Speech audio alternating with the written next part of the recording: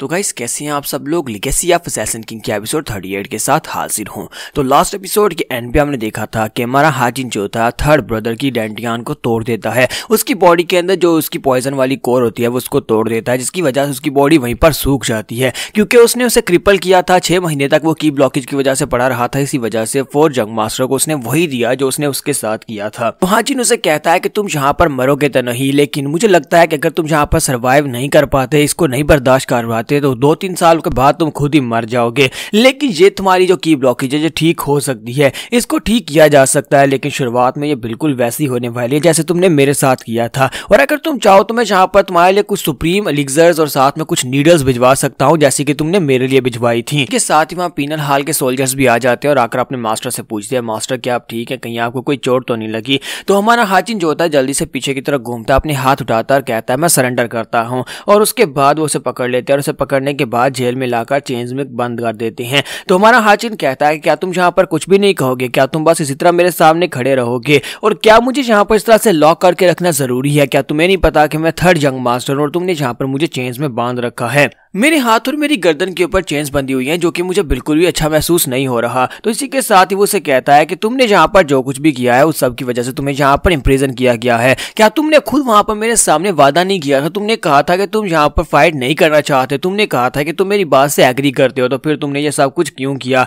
तुम्हें नहीं लगता कि तुमने यहाँ पर चीजों को बहुत ज्यादा डिफिकल्ट बना दिया है? अब यहाँ पर और भी ज्यादा समस्याएं हो सकती हैं। तो हमारा हाजिन उसे कहता है कि तुम्हारी सोच काफी ज्यादा छोटी है। तुम यहाँ पर पीनल हॉल के मास्टर हो, यहाँ पर तुम ये चाहती हो कि कोई भी कॉन्फ्लिक्ट्स ना हो और कोई भी यहाँ पर एक दूसरे के साथ फाइट ना करें और शांति बनी रहे। लेकिन अब जबकि मैंने यहाँ पर गंदी ट्रिक्स और गंदी चालें चलने वाले बंदे को ही रास्ते से हटा दिया है, तो फिर मुझे बताओ कि कौन यहाँ पर दोबारा से मुश्किल क्रिएट करेगा? क्या मैं यहाँ पर कुछ गलत कह रहा हूँ? ये बात तुम ये अच्छी तरह से जानते हो कि फोर्थ जंग मास्टर मुझे मारने के बारे में सोचता ही रहता और कभी ना कभी यहाँ पर दोबारा फिर से कोशिश करता और फिर से यहाँ पर कोई ना कोई फाइट होती। तो मैंने यहाँ पर सारा किस्सा ही खत्म कर दिया। तो ये बात सुनने के बाद मास्टर गू भी आगे से खामोश हो जाता है, लेकिन इसी के साथ ही हाजिन जो होता है उन चेन्स को तोड़ देता है। वो अपने हाथ को झटका देता है तो उसके हाथों की चेन्स टूट जाती हैं। तो हमारा हाजिन उसे कहता है कि अब जल्दी से बताओ कि तुम्हें मुझसे क्या चाहिए, तुमने मुझे क्यों यहाँ पर रखा हुआ है, और तुम्हें क्या लगा था कि ये चेन्स यहाँ पर मुझे रोक कर रख सकती है? मैं डीमन एम्परर का डिसाइपल हूँ। डीमन एम्परर का डिसाइपल होने के नाते अगर जाकर मैं डीमन एम्परर को इस बारे में बता देता हूँ कि तुमने यहाँ पर मुझे चेन्स में बांध कर रखा,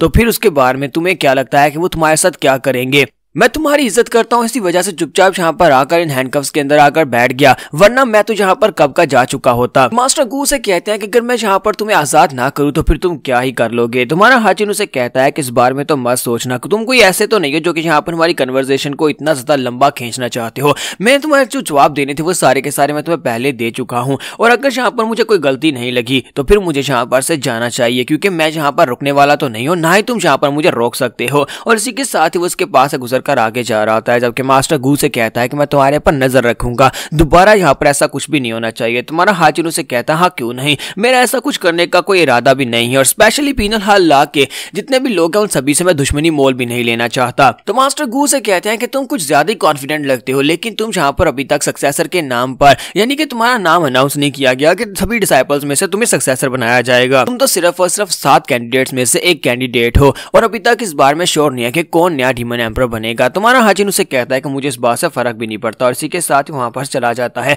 उसके चले जाने के बाद एल्डर गू वहां पर सोच रहा होता है कि हर ये लड़का बाकी सभी लोगों से अलग कैसे हो सकता है? इस लड़के ने जिन टेक्निक्स के साथ मेरे पर अटैक किया वो सारी टेक्निक्स जो थी वो डिमोनिक आर्ट से ज्यादा पावरफुल थी, और वो टेक्निक्स जो थी वो अनऑर्थोडॉक्स एक्टर्स की थी। कहीं ऐसा तो नहीं है कि ये बिल्कुल मेरे जैसा है, क्योंकि मेरे पास भी यहाँ पर अनऑर्थोडॉक्स एक्टर्स की टेक्निक्स हैं। तो इसी के साथ ही नेक्स्ट सीन एक रेस्टोरेंट का दिखाया जाता है। तुम्हारा हाजिन जो होता है एक होटल में खाने के लिए जाता है, और इसी के साथ ही उसके साथ वहां पर होंगरियन और डोंगपिल दोनों बैठे होते हैं, और वो वहां भुखड़ों की तरह खाया जा रहा होता है। तो होंगरियन उसे कहती है कि जरा आराम से खा लो, धीरे से खाओ, कौन सा यहाँ पर हम तुम्हारे पास से खाना छीन लेंगे। तो वो कहता है कि तुम्हें नहीं पता कि मैंने यहाँ पर क्या कुछ फेस किया है, मैं पिछले 1 दिन से वहां पर जेल में बंद था। तो वो कहती है क्या जेल में तुम्हें अच्छा खाना नहीं मिला? तो हाजिन उसे कहता है कि नहीं, जेल में मुझे सिर्फ और सिर्फ सब्जियां और चावल खाने को मिले। तुम्हें तो पता होगा ना, तुम भी तो जेल में रहकर आ चुकी चुकी हो। और इसी के साथ ही डोंगपिल से कहता है कि मास्टर क्या अब सब कुछ खत्म हो गया। हाजिन कहता है कि हाँ फिलहाल के लिए तो सब कुछ खत्म हो गया। डोंगपिल कहता है लेकिन मास्टर फोर्थ जंग मास्टर के ऊपर भी तो उसके कुछ मास्टर्स हो सकते हैं, उसके क्लैन के सुपीरियर्स हो सकते हैं, वो सभी लोग यहाँ पर आपके लिए मुश्किल क्रिएट कर सकते हैं। तो हाजिन कहता है कि अब जबकि वो क्रिपल हो चुका है अब तो वो मूव भी नहीं कर सकता। तुम्हें क्या लगता है कि उसके हायर अप्स यहाँ पर उसके लिए ये सब कुछ करेंगे? क्योंकि यहाँ पर जितने भी हायर अप्स हैं वो सारे के सारे उसके साथ इसलिए लगे हुए थे ताकि उन्हें लगता है कि वो एंड गेम पर सक्सेसर बन सकता है और नया डीमन एम्परर बन सकता है और उन्हें इससे फायदा हो सकता है। लेकिन अब जबकि उसके चांसेस जो हैं वो 0 रह चुके हैं तो फिर कोई भी उसका साथ नहीं देगा। तो फिलहाल के लिए सब कुछ खत्म हो गया। और इसी के साथ हाजिन उठकर खड़ा हो जाता है और कहता है कि मुझे लगता है कि हम सभी लोगों का साथ भी खत्म हुआ। तुम सभी लोगों को अपनी अपनी ऑर्गेनाइजेशन में वापस चले जाना चाहिए और जाकर अपनी ऑर्गेनाइजेशंस को मैनेज करो। वो डोंगपिल से कहता है कि डोंगपिल स्पेशली तुम काफी अरसे से मेरे साथ हो, मुझे लगता है कि अब तुम्हें वापस चले जाना चाहिए और जाकर अपने गार्डियन की पोस्ट को संभालना चाहिए। तुम कोई आम से गार्डियन सोल्जर नहीं हो बल्कि तुम वहां पर थर्ड यंग मास्टर हो और थर्ड लीडर होने का मतलब यह है कि तुम्हारी जिम्मेदारियां भी ज्यादा हैं। और फिर साथ ही वो बिजर्क स्क्वाड लीडर से कहता है कि मिस होंग रियोन मुझे लगता है कि तुम्हें भी जाकर अपनी बिजर्क स्क्वाड को संभालना चाहिए इससे पहले कि वो बेवकूफी कर दे और दोबारा किसी यंग मास्टर के साथ पंगा ले लें। और वो उसे कहती है कि मुझे अच्छी तरह से पता है कि मैं अपनी स्क्वाड को किस तरह से संभालना है और तुम यहाँ पर मुझे नहीं बताओ तो अच्छा है। तुम्हारा हाजिन कहता है हाँ क्यों नहीं। हाजिन पीछे की तरफ मुड़ जाता है और कहता है कि ठीक है मेरा खाना हो गया, अब ठीक है मैं यहाँ से जा रहा हूँ। और साथ ही वो उनसे कहता है गुड बाय। जब वो वहां पर से चला जाता है तो होंग रियोन जो होती है वो डोंगपिल से पूछती है तुम्हें क्या हुआ, तुम यहाँ पर इतने अपसेट क्यों हो रहे हो? तो डोंगपिल जो होता है वो बिल्कुल खामोश खड़ा होता है और उसे कहता है कि मैं यहाँ पर अपसेट इस बात से हूँ, मुझे ऐसा फील हो रहा है जैसे मास्टर यानी थर्ड यंग मास्टर जो है इस तरह से गुड बाय बोलकर जा रहे हैं कि ये आखिरी बार हो। वो ऐसे गुड बाय बोलकर जा रहे हैं जैसे कि हमारे साथ उन्होंने सारे के सारे ताल्लुक तोड़ दिए और हम लोग दोबारा नहीं मिल पाएंगे। तो नेक्स्ट सीन घर का दिखाया जाता है। हमारा हाजिन जब घर वापस आता है तो वहां पर अंगवा सफाई कार्य होती है। अंगवा उसे देखते ही बहुत ज्यादा खुश हो जाती है और वो जल्दी से भागती हुई आगे बढ़ती है और आकर उसके सामने घुटने टेक देती है। उसके पांव पकड़कर वहां पर उसे कहती है यंग मास्टर आपका बहुत बहुत शुक्रिया, आपने मेरी जान बचा ली। तो यंग मास्टर से कहता है कि अच्छा ठीक है जल्दी से उठकर खड़ी हो जाओ, मैं इस बार में बहुत ज्यादा खुश हूं कि तुम बिल्कुल ठीक हो, कि तुम्हें यहाँ पर रेस्ट करनी चाहिए थी ना कि तुम अभी यहाँ पर उठकर फिर से काम करना शुरू कर दिया है। तो वो कहती है कि मास्टर